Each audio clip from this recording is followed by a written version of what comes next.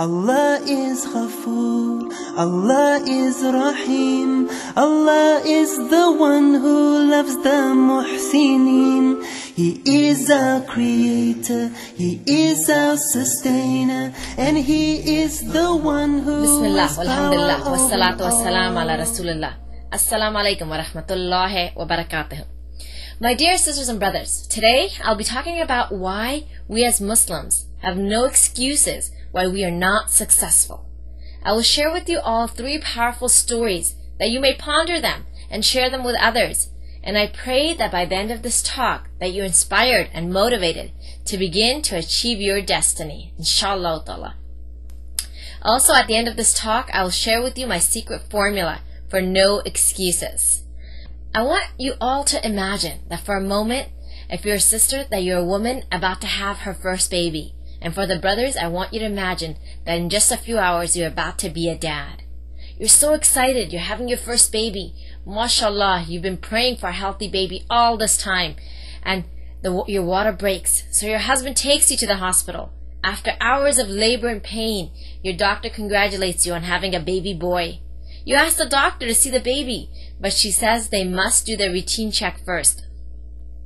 You agree as the baby is rushed into another room for routine checks. A few minutes later, the doctor walks into the room and says, "Your baby is healthy, but there's one small problem." You look at your husband and you both look at the doctor, curious to know what. She says, "Your baby has no arms and legs." Gasp for air, and your husband is shocked. You don't know what to do, but you ask yourself, well, if God loved us, then why would He give us this as a gift? A child with no arms and legs? Well, this truly did happen to Nick Vujicic's parents. Nick Vujicic was born without arms and legs. He had 2 small feet and 1 foot had 2 toes on it. Can you imagine a son without limbs? Well, however, by the will of Allah Azza wa Jal, Nick learned to write using the 2 toes on his left foot, but he still didn't think that was enough. At the age of 8, he realized that there was no purpose for his life, and he wanted to kill himself. He was very sad and lonely, and after being bullied for a number of years, at the age of 10, he contemplated committing suicide. He didn't think he could go to college or do anything with his life, so why live, he thought. But here's a key turning point that came into Nick's life. It's when his mother came to him and showed him a newspaper article about a man dealing with a severe disability.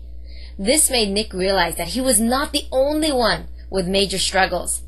By the will of Allah subhanahu wa ta'ala, he was out of those thoughts, and instead he learned to use a computer and start typing using the heel and toe method. He started to throw tennis balls, answer phones, shave, and even get himself a cup of water. Well, when he was 17, he started to give talks at his prayer groups, and eventually he started his own non-profit organization, Life Without Limbs. You see, Nick could have felt sorry for him for the rest of his life, and he could have been dependent, and he could have not cared. Instead, he turned those emotions and then turned it into energy and turned it to use it for him instead of against him, what he was blessed with. You see, Nick eventually began to realize that his accomplishments were inspirational to many, and he began to thank God for being alive. It wasn't long that Nick graduated from college at the age of 21 with a double major in accounting and financial planning. He began his travels as a motivational speaker, focusing on topics that today's teenagers face. And he also speaks in the corporate sector, although his aim is to become an international inspirational speaker in both the Christian and the non-Christian venues. And one of his biggest dreams is to become financially independent by the age of 25. Mind you, this is a man without arms and legs, and he has these dreams and goals, and he's going for them. Now here's someone who loves traveling around the world, fishing, golfing, and swimming. How many of us who have 2 arms and 2 legs can actually fish, golf, and swim? How many of us? Forget someone without them.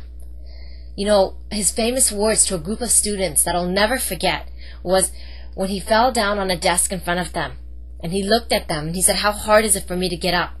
I don't have any arms. I don't have any legs. How hard is it for me to get up? Should I give up? Because it's not easy, and I really don't have a way to do it." And he just, stared at them. And he said, if I gave up, what would come out of it? Nothing. Nothing.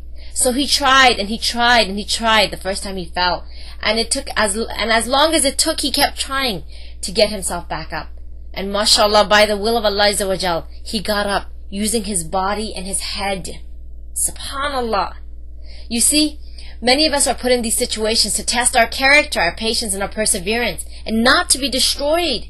And if this man can do it, then why should there be any excuse for us not to do it? In the Quran, chapter number 13, verse number 11, it says, له معقبات من بين يديه ومن خلفه يحفظونه من أمر الله إن الله لا يغير ما بقوم حتى يغيروا ما بأنفسهم وإذا أراد الله بقوم سوءا فلا مرد له وما لهم من دونه من وال. Verily, God does not change men's condition unless they change their inner selves.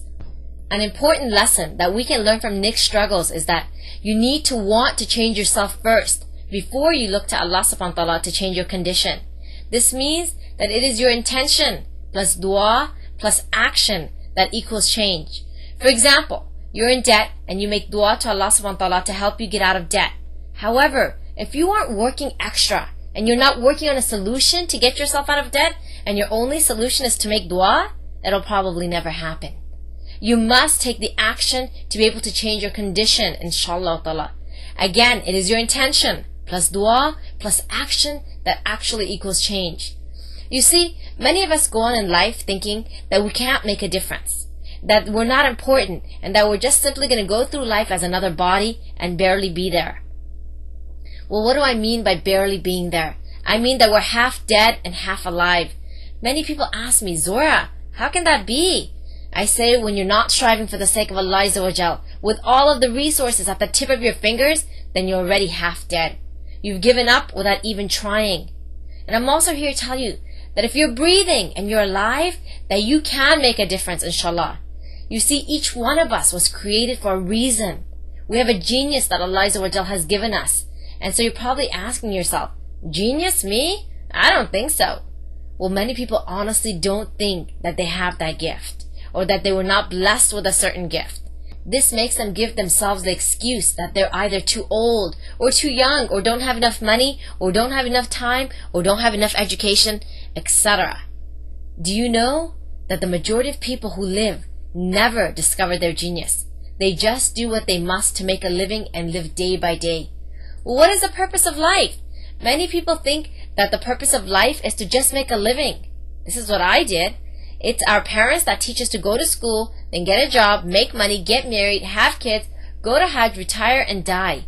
Isn't that the American dream? Well, living in America and going to public school, I used to think that was the purpose of life. That you were born to do that stuff, and when your school was ended, you got that job, you got married, you had your kids, you helped out with what you could, you went to as many parties as you could. You got the vacations, you prayed as whenever you had some time, you bought a house, the car. This was the American dream. But really, is this the Muslim dream? If people in society actually believe this, then how do we discover our inner genius? You tell me. Well, I'm sure you won't be surprised to find out we're not supposed to technically find out our inner genius. And the biggest reason for that is because we're not following the Muslim dream. We're following, the man-made dream.